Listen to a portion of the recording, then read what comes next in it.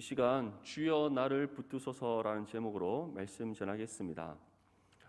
하나님 말씀은 우리 발의 등이요 길의 빛이다라고 했습니다.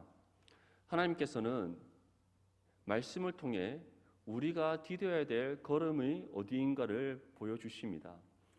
우리의 눈을 들어 가야 할 목적지를 주님께서는 말씀의 빛으로 비춰주셔서 우리가 그 목적지를 향해 온전히 나아갈 수 있도록 우리를 인도하십니다. 이처럼 하나님께서는 말씀을 통해 믿음의 성도들의 걸음을 인도하시고 정하신 목적지를 향해 온전히 나아갈 수 있도록 친히 이끌어 가시는 하나님이십니다. 이것을 우리는 성도의 견인이라고 합니다. 칼빈의 5대 교리 중 마지막이 바로 성도의 견인입니다. 하나님께서는 우리를 붙잡으신 그 손을 결코 놓지 않으시고 우리의 걸음걸음을 인도하셔서 예비하신 본향인 하나님 나라에 온전히 들어가게 하시는 은혜, 그것이 바로 성경이 우리에게 말씀하는 성도의 견인의 은혜입니다. 우리는 때로는 우리의 입장에서 우리 뜻대로 인생을 살아간다라고 생각할 수 있습니다. 나의 인생은 내가 스스로 결정하는 것이다라고 여길 수 있습니다. 하지만 중요한 것은 우리가 생각하는 것과 성경이 우리에게 전하는 진리는 다르다는 사실입니다. 그 어느 누구도 하나님의 섭리를 벗어나서 살아갈 수 있는 사람은 없습니다. 구원받은 믿음의 성도든 아니면 세상 가운데 살아가고 있는 사람들이든 상관없습니다. 하나님께서는 만물의 주인이시고 친히 세상을 창조하시고 다스리시는 분이시기 때문에 하나님의 손길, 하나님의 섭리, 하나님의 계획과 뜻을 벗어나서 그 어느 누구도 살아갈 수 없다는 것, 그것이 바로 성경이 우리에게 전하고 있는 진리입니다. 해가 뜨고 지는 것, 그리고 낮과 밤이 나누어지는 것, 자연이 변화되어져 가는 것, 이 모든 것들이 하나님의 섭리 가운데 이루어지는 일입니다. 우리는 1년 12달 중에서 분기별로 정하여 겨울과 봄과 여름과 가을을 나눕니다. 이것이 하나의 자연적인 섭리인 것처럼 마땅히 일어나는 일들처럼 우리는 여겨질 수 있습니다. 하지만 이러한 모든 자연의 변화, 계절의 변화, 이 모든 것들, 기후의 변화까지도 하나님의 섭리의 손길이 미치지 않는 곳이 없습니다.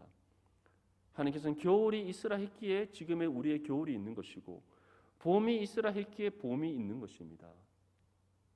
그리고 각 지역마다 계절의 특성과 기후의 특성이 다른 것도 하나님께서 세상을 그렇게 창조하셨기 때문입니다. 어느 것도 우연히 일어난 것이 없고 어느 것도 우리 뜻대로 되는 것은 없습니다. 모든 것이 하나님의 계획과 뜻 아래 있고 하나님의 섭리 가운데 이루어지는 일입니다. 세상 사람들은 그것을 알지 못합니다. 하나님의 존재를 알지 못하고 하나님을 향한 믿음이 없기 때문에 그들은 스스로 결정해서 살아간다고 생각합니다. 스스로 자신의 인생을 개척해 나간다고 생각합니다. 세상의 모든 것이 어느 누군가의 통치와 다스림 가운데 있는 것이 아니라 우연이고 자연적인 법칙에 의한 일이라고 그들은 여깁니다. 하지만 믿음의 성도들은 하나님을 믿고 있습니다. 하나님을 알고 있습니다. 하나님이 어떠한 분이신지를 우리는 말씀을 통해 깨달은 사람들입니다. 그러한 우리는 하나님께서 모든 만물의 주인이시고 친히 세상을 창조하시고 다스리신다는 사실을 잊지 않고 기억해야 됩니다. 그 사실을 기억한다면 하나님께서 친히 우리의 삶을 붙잡으시고 인도하신다는 그 믿음을 우리는 잃어버릴 수가 없습니다. 오히려 우리의 모든 삶의 일거수일투족 가운데 자신의 눈떠온 자와 같이 우리의 삶을 살피시는 하나님을 바라보게 되고 하나님만을 의지하게 되고 특별히 말씀을 통해 우리가 디뎌야 할 곳을 밝혀보시고 우리가 가야 할 목적지를 비춰주시는 하나님께 항상 뜻을 구하는 믿음의 삶을 살아갈 수밖에 없습니다. 그것이 하나님 앞에 합당한 믿음의 삶이요 하나님께서 우리에게 요구하시는 믿음의 모습이라는 사실을 기억할 수 있기를 바랍니다. 믿음의 성도는 이처럼 하나님만이 우리의 삶의 주인 되심을 믿습니다. 그리고 이 믿음 가운데 우리는 하나님만을 의지합니다. 우리의 삶을 하나님께 온전히 의탁합니다. 그리고 하나님만이 죄악된 이 세상 가운데 우리를 지키시고 보호하실 수 있음을 믿으며 살아갑니다. 이 믿음 가운데 하나님께서는 우리에게 한 가지 부탁하시는 삶의 모습이 있습니다. 그것은 바로 두 마음을 품지 않는 겁니다. 오직 하나님만을 믿고 섬기는 삶을 살아갈 것을 우리에게 말씀하고 있습니다. 우리 본문 113절 말씀 함께 읽겠습니다. 시작. 내가 두 마음 품은 자들을 미워하고 주의 법을 사랑하나이다. 아멘. 오늘 시편 기자는 무엇이라고 우리에게 전하고 있습니까? 내가 두 마음 품은 자들을 미워하고 주의 법을 사랑하나이다. 이것은 어떻게 보면 지금 이 시편을 기록한 시편의 기자의 입장에서 보여주는 모습이라 할 수 있습니다. 하지만 실질적으로 하나님께서는 우리에게 전하시는 하나님의 뜻입니다. 하나님께서는 두 마음 품은 사람을 용납하시지 않습니다. 우리가 사랑하는 연인 가운데서도 만약에 두 마음을 품으면 어떻게 됩니까? 보통 아침 드라마에 보면 한 번씩 그런 스토리가 나오죠. 두 마음을 품은 남자든 여자든 한 번씩 등장하기 마련입니다. 우리가 사랑하는 관계에서 두 마음을 품으면 그건 있을 수 없는 일이죠. 한 남자가 아내를 두고 다른 마음을 품는다면, 또는 연인 가운데서 남녀가 사랑하는 대상을 놓고 다른 마음을 품는다면 그것은 그 사람을 향한 배신의 행위입니다. 사람과 사람의 관계에서도 용납되지 않는 죄의 행위인 것이죠. 그런데 하물며 우리의 믿음의 대상이 되시는 하나님, 우리의 삶의 주인 되신 하나님, 그러한 하나님과 우리의 관계 속에서 두 마음을 품는다면 어떻겠습니까? 그것은 하나님을 향한 배교이고 거짓된 믿음의 모습이라는 사실을 기억할 수 있기를 바랍니다. 두 마음이란, 하나님 앞에 두 마음이란 하나님을 사랑한다 말하면서 세상을 함께 사랑하는 겁니다. 하나님 나라의 소망을 붙잡는다 말하면서 세상의 소망을 두고 살아가는 겁니다. 하나님 나라의 가치를 실현하기 위해 살아간다 말하면서 세상에서 내가 원하는 가치를 실현하기 위해 노력하는 모습입니다. 하나님께서는 그러한 모습을 결코 용납하시지 않습니다. 이스라엘 백성들에게도 말씀하셨습니다. 만군의 여호와가 이르노니 너희는 오직 누구만을 섬겨라? 하나님만을 섬겨라라고 말씀하셨습니다. 나 외에 다른 신을 너에게 두지 말라. 그 어떤 것으로도 우상을 만들지 말라. 분명히 말씀하셨습니다. 그런데 이스라엘 백성들은 어떻게 했습니까? 가나안 땅에 들어가서 그들은 이방 종교를 받아들입니다. 하나님의 언약 백성이라고 주장하면서 그들은 바알과 아세라 신상을 만들어 섬겼습니다. 이방의 종교를 따랐습니다. 뿐만 아니라 그들이 나중에 왕정 국가가 도래했을 때도 마찬가지였습니다. 그들은 눈앞에 보이지 않는 하나님을 의지하기보다 눈앞에 보이는 강대국을 의지하려고 했습니다. 아수르가 통치할 때는 아수르를 의지하고, 애굽이 통치할 때는 애굽을 의지하고, 그들은 언제나 하나님의 말씀과 반대되는 삶을 살아갔습니다. 그러한 그들을 가리켜 하나님께서는 두 마음을 품었다. 너희는 나를 업신여겼다. 나의 이름을 망령되게 일컬었다. 너희들은 나를 향하여서 믿음이 없는 모습을 보이고 있다라고 책망하시는 모습을 우리는 볼 수 있습니다. 이처럼 하나님께서는 믿음의 성도들에게 분명히 요청합니다. 두 마음은 품지 말라. 오직 우리의 삶의 주인 되시는 하나님만을 믿고 사랑하고 섬겨라. 그리고 그것이 우리의 삶을 통해 어떻게 드러나야 하는가? 시편의 기자가 전하듯이 주의 법을 사랑하여라. 하나님 말씀을 사랑하여라. 말씀이 우리에게 명령하시는 바를 따라 믿음으로 순종해라. 하나님께서 우리에게 전하시는 뜻 앞에 믿음으로 겸손히 순종하고 그 뜻을 힘써 지켜 행하여라. 그것이 하나님 말을 믿고 사랑하고 섬기는 삶에 대한 증거임을 우리에게 분명히 전하고 있습니다. 언제나 하나님을 향한 진실된 믿음 가운데 살아갈 수 있기를 바랍니다. 두 마음을 품는 것이 아니라 하나님을 향해 한 마음을 품고 살아가는 저와 여러분들이 될 수 있기를 바랍니다. 이를 위해 언제나 하나님 말씀을 사랑하고 말씀이 우리의 입술에서 떠나지 아니하고 하나님께서 말씀을 통해 우리에게 주시는 그 가르침을 받아 하나님 뜻 앞에 믿음으로 겸손히 순종하고 준행하는 저와 여러분들이 될 수 있기를 축복합니다. 야고보서 4장 8절 말씀에 다음과 같이 우리에게 전합니다. 하나님을 가까이 하라. 그리하면 너희를 가까이 하시리라. 죄인들아 손을 깨끗이 하라. 두 마음을 품은 자들아 마음을 성결하게 하라. 우리에게는 죄악된 육신의 몸이 있기 때문에 또 우리에게는 여전히 죄성이 남아있기 때문에 눈앞에 보이는 세상을 의지할 수 있습니다. 눈앞에 보이는 세상의 가치를 붙잡을 수 있습니다. 내 육신의 탐욕을 쫓아 살아갈 수 있습니다. 하지만 사도 야고보가 우리에게 전하는 것처럼 그것이 하나님 앞에 합당하지 않다는 것, 그것이 하나님 앞에 죄라는 사실을 우리는 잊지 않고 기억해야 됩니다.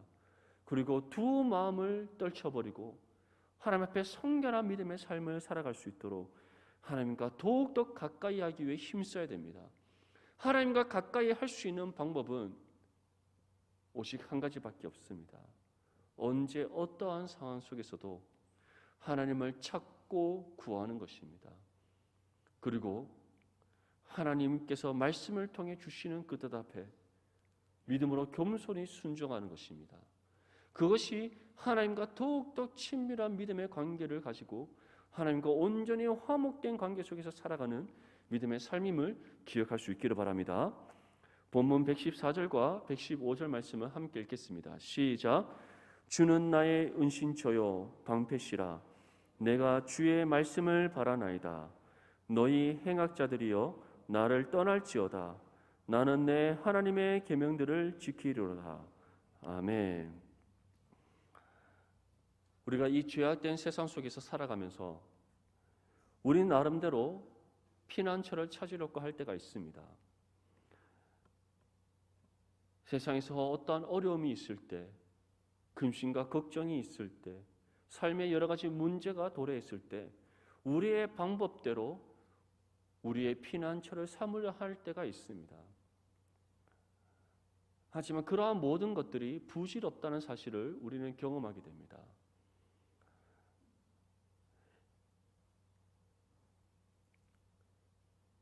사업을 하시는 분들은 나라의 경제적인 상황에 따라서 사업의 서고 넘어짐이 결정될 수가 있습니다. 직장 생활을 하시는 분들은 또 자신이 몸담고 있는 회사의 상황에 따라서 자신의 자리가 위태로울 수가 있습니다. 앞으로 취업을 앞두고 있는 우리 청년들은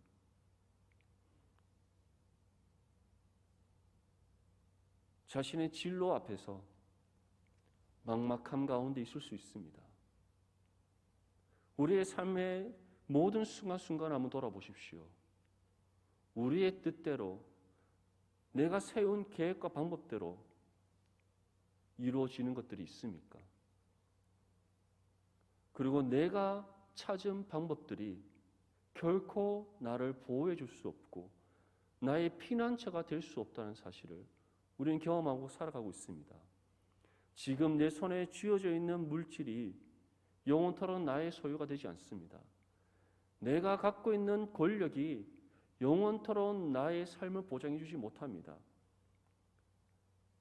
언제 어느 때에 권력이 나에게서 떠날지 알 수 없습니다. 내가 갖고 있는 물질이 언제 사라져 버릴지 우리는 알 수 없습니다. 육신의 건강 또한 마찬가지입니다. 예전에 제가 다른 교회에서 사역할 때의 일이었습니다. 정말 누구보다 건강했던 집사님이었습니다. 새각주부를 저와 함께 섬겼던 집사님이신데 감기에 한번 걸리지 않고 집안 내력 자체가 아주 건강한 타고난 건강을 갖고 있는 그런 집안 내력이 있으신 그런 분이셨습니다. 집안 어른들 중에서도 누구 하나 잔병 한번 치르지 않는 남다른 건강을 소유하신 그런 집안의 또 자제분이셨습니다. 누구도 그분이 아플 거라고 상상할 수 없었습니다. 하루는 새가족부 연초 모임을 갖게 되었는데 그분이 식사를 잘 하지 못하고 앉아 있는데 계속 불편해 하시는 거예요. 그래서 제가 물었습니다. 집사님 어디 건강이 안 좋으신 데가 있냐고. 그랬더니 그분이 몇 주 전부터 계속 허리가 아파서 잠을 제대로 잘 못 자고 그리고 이제는 좀 복통까지 와서 음식을 먹는 게 힘들다고 하십니다. 병원을 갔는데 나이가 들면서 약간 허리에 디스크가 생긴 건 아닌지 한번 MRI를 찍어보자, 검사를 해보자 이렇게 얘기를 해서 이제 CT 촬영을 했었다라고 그렇게 얘기를 했었습니다. 이제 결과가 며칠이 흘러서 결과가 나왔습니다. 그 결과가 무엇이냐면 다발성 악성암이었습니다. 정말 청천벽력과 같은 그런 마음의 아픔이 그 가정 가운데 찾아왔습니다. 그분은 그 자신이 몸이 아프다는 사실, 자기가 희귀종의 암에 걸렸다는 사실을 받아들이지 못했습니다. 얼마나 그 마음이 괴롭고 힘드셨던지 그분의 입원해 있던 병원에 한번 신방을 간 적이 있었는데 삶의 모든 전의를 잃어버린 채 막연히 천장만 바라보고 계시던 그런 모습이 아직까지도 생생히 기억이 납니다. 결국 치료하는 과정 속에서 완치하지 못하고 하나님 나라에 먼저 가셨습니다. 우리는 그 누구도 자신의 건강에 대해서 보장할 수 없습니다. 언제 나의 육신의 건강이 무너질지 아무도 없습니다. 어떠한 시련과 고통이 우리의 삶 가운데 찾아올지 우리는 예측할 수 없습니다. 우리가 만들어 놓은 방어책들, 우리가 만들어 놓은 피난처들, 우리가 만들어 놓은 은신처들, 그 모든 것들이 세상 앞에, 죄의 권세 앞에 무기력하다는 사실을 우리는 기억해야 됩니다. 오히려 우리가 의지해야 될 분은 누굽니까? 우리의 은신처가 되시고 우리의 방패가 되시고 그 어떤 악한 세력들이 틈타지 못하는 하나님을 우리는 바라보고 의지해야 됩니다. 시편의 기자가 우리에게 무엇이라고 말씀합니까? 주는 나의 은신처요 방패시라. 내가 주의 말씀을 바라나이다. 너희 행악자들이여 나를 떠날지어다. 나는 내 하나님의 계명들을 지키리로다. 우리가 주의 말씀을 의지하고 주의 말씀을 굳게 붙잡고 주의 말씀의 계명을 힘써 지켜 행할 때 그 가운데 하나님께서는 친히 우리의 은신처가 되어주시고 우리의 방패가 되어주시고 우리의 요새가 되어주시며 우리의 피난처가 되어주심을 기억할 수 있기를 바랍니다. 세상의 그 어떤 것도 또는 우리가 만들어 놓은 그 어떤 피난처도 결코 우리를 지키고 보호할 수 없습니다. 하나님만이 우리를 지킬 수 있고 하나님만이 우리를 보호할 수 있습니다. 하나님만이 우리에게 능력을 주셔서 세상 가운데 승리케 하실 수 있습니다. 때로는 우리가 예기치 못한 어려움을 겪을 수 있습니다. 예기치 못한 상황 속에서 나의 육신의 건강을 잃어버릴 수 있습니다. 사업이 실패할 수 있습니다. 진로의 문이 막힐 수 있습니다. 인생의 해답을 찾지 못할 수 있습니다. 하지만 그러한 상황 가운데 일다 할지라도 우리의 피난처시고 우리의 은신처가 되시고 우리의 방패가 되시고 우리가 요새가 되시는 하나님만을 바라보고 의지할 때 하나님께서 친히 우리의 삶 가운데 함께 하시고 지키시고 보호하셔서 우리의 걸음걸음을 하나님의 계획과 뜻 가운데 나아가게 하신다는 사실을 기억할 수 있기를 바랍니다. 그것이 바로 우리가 주의 말씀을 굳게 붙잡고 오직 하나님 말씀의 계명을 힘써 지켜 살아가야 될 이유라는 사실을 분명히 전하고 있습니다. 본문 116절 말씀 우리 함께 읽겠습니다. 시작. 주의 말씀대로 나를 붙들어 살게 하소서. 내 소망이 부끄럽지 않게 하소서. 아멘. 우리가 이처럼 세상에서 살 소망을 다 잃어버린 채 막막하고 어둠 가운데 갇혀 있다고 생각되어질 때 우리는 더욱더 주님을 찾고 구해야 됩니다. 때로는 우리가 주님을 찾고 구할 힘조차 없을 때가 있습니다. 하지만 기억하십시오. 하나님께서 친히 우리를 찾아오십니다. 하나님께서 친히 우리의 마음을 위로해 주십니다. 하나님께서 친히 우리에게 다시 일어날 힘을 주심을 기억할 수 있기를 바랍니다. 그러한 은혜를 받았을 때 오늘 시편의 기자가 우리에게 전하는 바와 같이 우리는 하나님께 기도해야 됩니다. 주의 말씀대로 나를 붙들어 살게 하여 주시옵소서. 주님, 나를 향해서 붙잡으신 그 손을 놓지 마시고 나를 더욱더 굳게 붙잡아 일으켜 주시옵소서. 우리는 기도해야 될 줄 믿습니다. 우리가 하나님의 그 손길을 구할 때, 하나님의 능력과 도움의 손길을 구할 때 하나님께서는 우리에게 친히 응답해 주십니다. 힘을 잃어버린 우리 두 다리에 힘을 얻게 하시고 사슴과 같이 언덕을 뛰어다니게 하시는 은혜를 베풀어 주십니다. 살 기력을 잃어버린 우리에게 성령의 생수를 부어주셔서 우리의 심령을 다시 솟생케 하시는 은혜를 베풀어 주십니다. 그 은혜 가운데 더욱더 주님만을 굳게 붙잡고 하나님께서 우리에게 주신 믿음의 참 소망인 하나님 나라를 먼저 구하고 그의 의를 구하고 찾고 두드리는 믿음의 삶이 되게 하십니다. 이 은혜를 사모하는 그 10년 가운데 날마다 하나님 앞에 주의 말씀대로 나를 붙들어 달라고 기도하는 저와 여러분들이 될 수 있기를 주님의 이름으로 축복합니다. 본문 117절 말씀에 다음과 같이 우리에게 전합니다. 나를 붙드소서 그리하시면 내가 구원을 얻고 주의 율례들에 항상 주의하리이다. 시편의 기자는 계속해서 우리에게 반복적으로 이와 같이 기도하라 말씀합니다. 주여 나를 붙드소서. 다시 말해 주님, 나를 붙잡으신 그 손으로 나를 친히 이끌어 주시옵소서. 인도하여 주시옵소서. 그 붙잡으신 그 손을 놓지 않으시고 끝까지 나의 삶을 주님의 뜻대로 나아가게 하여 주시옵소서. 지금 그 기도의 요청을 하나님께 드리고 있는 겁니다. 하나님께서 우리를 친히 붙잡으시고 그 붙잡으신 손으로 우리를 인도하실 때 우리에게 어떠한 은혜의 결과가 있다라고 말씀합니까? 내가 구원을 얻고 주의 율례들에 항상 주의하리이다. 다시 말해 하나님께서 이미 내게 베푸르신 그 구원의 은혜 가운데 나에게 주어주신 믿음의 삶을 주의하여 살아가게 되는 그러한 삶으로 우리가 나아가게 된다는 겁니다. 주의 율례들에 항상 주의한다는 것은 하나님의 말씀으로 우리의 삶을 점검하는 겁니다. 내가 하나님의 말씀의 뜻 앞에 바르게 살아가고 있는지, 그 말씀의 뜻을 바르게 지켜 행하며 살아가고 있는지, 내가 하나님을 사랑한다 하면서 세상을 사랑하는 두 마음을 품고 있는 것은 아닌지, 우리가 하나님의 말씀으로 항상 주의하여 우리의 삶을 살핌을 뜻하는 겁니다. 이것이 어떻게 우리의 삶 가운데 이루어진다고 말씀하고 있습니까?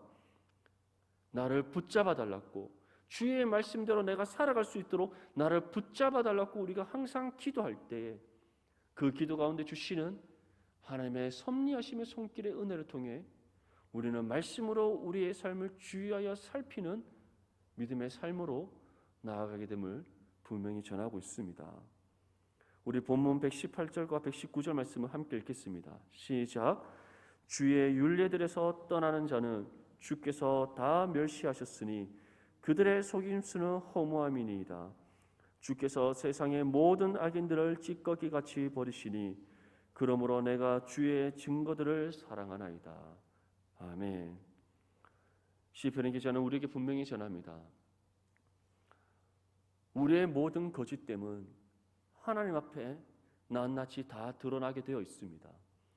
우리는 사람은 속일 수 있으나 하나님은 결코 속일 수 없습니다. 말씀으로 우리의 삶을 주의하여 살피는 척 할 수 있습니다. 하지만 우리 마음의 중심은 결코 하나님을 속일 수가 없습니다. 우리는 경건의 모양이 있는 것처럼 살아갈 수 있습니다. 하지만 우리가 경건하지 않음을 하나님께서는 모두 살피시고 아신다는 사실을 기억할 수 있기를 바랍니다. 시편의 기자는 우리에게 분명히 말씀합니다. 주의 율례들에서 떠나는 자는 주께서 다 멸시하셨으니 그들의 속임수는 허무함이니이다. 우리의 모든 거짓됨, 우리의 모든 속임수는 결코 숨겨지지 않습니다. 하나님 앞에 우리의 두 마음이 다 드러나게 되어 있습니다. 경건의 모양이 있으나 열매 없는 우리의 삶이 다 낱낱이 드러나게 되어 있습니다. 나를 붙잡아 달라고 기도하면서 말씀으로 주의하여 나의 삶을 살피지 않는 우리의 모든 이중적이고 거짓된 삶이 하나님께서는 결국 숨겨지지 않도록 다 드러나게 하시는 결과를 우리에게 주십니다. 이러한 결과를 우리에게 주시는 이유는 우리를 멸하시기 위함이 아니라, 우리를 자신의 손에서 떠나게 하시기 위함이 아니라, 우리의 죄악됨을 하나님 앞에 내어놓고 회개토록 하시기 위함이라는 사실을 기억하십시오. 우리는 하나님 앞에 회개함으로써 더욱더 주님을 붙잡게 되기 때문입니다. 회개함으로써 우리의 삶을 더욱더 주의 말씀으로 주의 깊게 살피는 삶으로 나아가게 되기 때문입니다. 우리는 회개하게 됨으로써 더 이상 두 마음은 품지 않고 하나님만을 온전히 사랑하고 섬기며 하나님 앞에 그 어떤 거짓됨이 없이 진실한 믿음의 삶으로 나아가게 되기 때문입니다. 이것이 하나님의 손길에 붙들림 받은 믿음의 성도의 삶의 모습이며, 주님 앞에 주여 나를 붙잡아 주시옵시고 내가 주의하여 항상 하나님의 말씀으로 나의 삶을 살펴 주의 뜻 앞에 합당한 삶을 살아가게 하여 주시옵소서. 기도를 쉬지 않는, 날마다 이 기도의 간구를 드리는 믿음의 성도의 삶의 모습이라는 사실을 분명히 전하고 있습니다. 사랑하는 성도 여러분, 하나님께서는 진실한 믿음의 삶의 모습을 우리에게 요구하십니다. 우리가 그러한 진실한 믿음의 삶을 살아가기 위해서는 결코 두 마음을 품어서는 안 됩니다. 뿐만 아니라 하나님만을 온전히 사랑하고 섬기고 또 하나님의 인도하심을 따라 순종하는 삶이 되어야 됩니다. 이를 위해 우리는 주의 말씀대로 내가 살아갈 수 있도록 주여 나를 붙잡아 주시옵소서라고 쉬지 않고 기도해야 될 줄 믿습니다. 물론 하나님께서는 한번 우리를 붙잡으신 그 손길을 놓지 않으십니다. 그 붙잡으신 손으로 우리를 끝까지 하나님께서 이미 예비하신 본향으로 이끌어 가시는 분이십니다. 하지만 하나님께서는 우리에게 요청하고 계십니다. 우리를 붙잡아 달라고, 우리를 붙잡으신 그 손을 놓지 않아 달라고, 우리가 하나님께 기도하기를 원하신다는 사실을 기억할 수 있기를 바랍니다. 우리가 이 기도를 쉬지 않고 날마다 드릴 때 하나님께서는 우리를 향한 그 섭리하심의 은혜의 손길, 우리를 붙잡으시고 친히 우리의 걸음을 인도하시는 그 은혜의 손길을 경험하게 하십니다. 이 은혜의 경험을 통해 더욱더 하나님의 말씀으로 우리의 삶을 살펴 하나님의 뜻 앞에 믿음으로 겸손히 순종케 하시는 은혜를 베풀어 주십니다.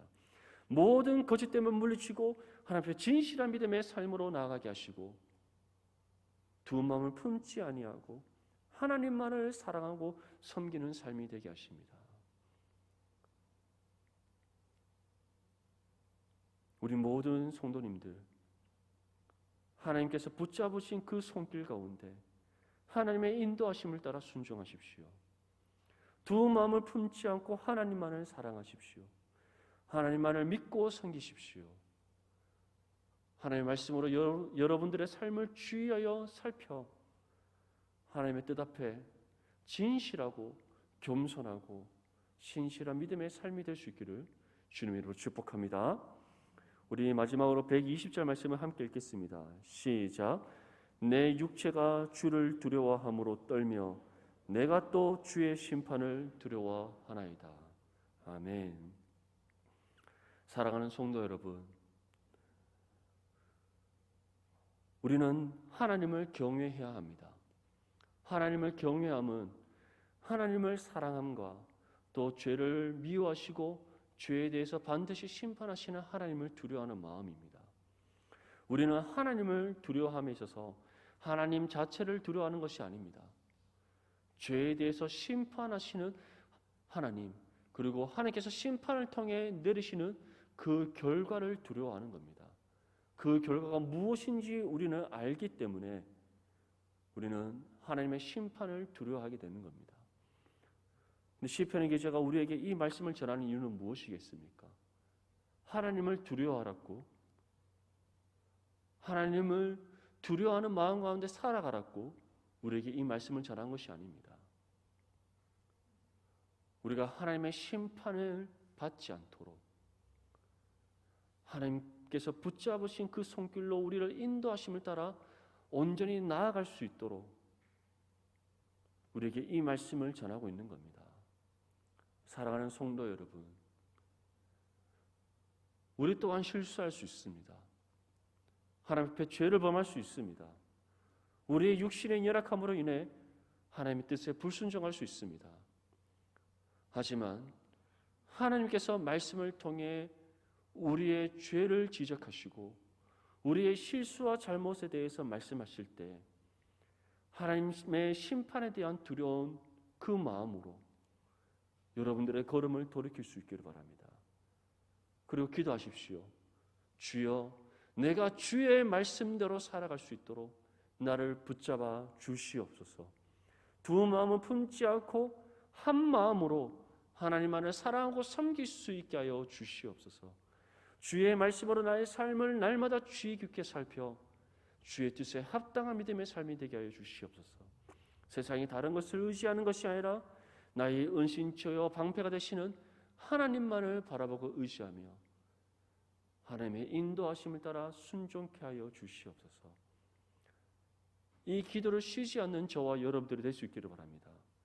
또 이 기도 가운데 주시는 하나님의 응답하심의 은혜 앞에 믿음으로 겸손히 순종함으로써 언제나 우리를 붙잡으시고 우리를 이끄시는 하나님의 인도하심에 따라 믿음으로 순종하고 하나님 뜻에 합당한 믿음의 삶을 살아가는 저와 여러분들이 될 수 있기를 주님의 이름으로 축복합니다.